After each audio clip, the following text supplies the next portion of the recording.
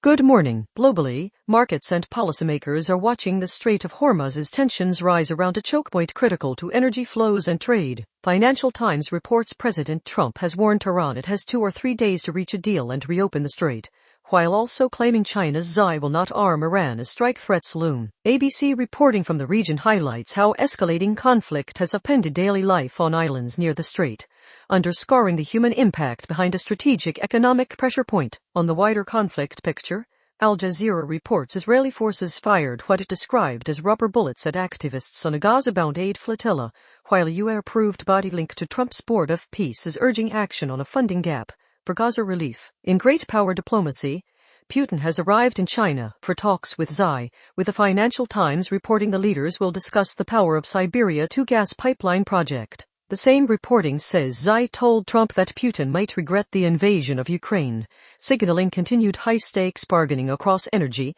security, and sanctions. On global health risk, the BBC and Al Jazeera report the Ebola outbreak in the Democratic Republic of the Congo may be spreading faster than first thought, with authorities preparing treatment centers as the death toll rises and the WHO warning suspected cases could be far higher than confirmed numbers. Separately, in the United States, authorities say 3 people were killed in a shooting at a San Diego mosque. The BBC reports a security guard killed in the attack is being hailed as a hero. Turning to the technological revolution and artificial intelligence, the Conversation notes Elon Musk's lawsuit against OpenAI has failed, clearing a path for OpenAI's next step in the AI race, while arguing the core governance questions remain unresolved. The Conversation also reports a growing legal strategy, where celebrities seek to trademark aspects of identity to push back against AI-driven impersonation, a tactic not yet tested in court. In Australia, the main economic and political development is the government's tax overhaul and the debate over its impact on investment and entrepreneurship. ABC reports Labour MPs are preparing to sell the changes to small businesses, trusts and shares amid alarm from startups and investors, even as some feedback on housing reforms is described as positive. The Sydney Morning Herald reports millennial entrepreneurs are organizing against the changes, and Treasurer Jim Chalmers has moved to defend the package. The Guardian's Saul S. Lake argues some claims circulating about the budget on issues like a so-called death tax,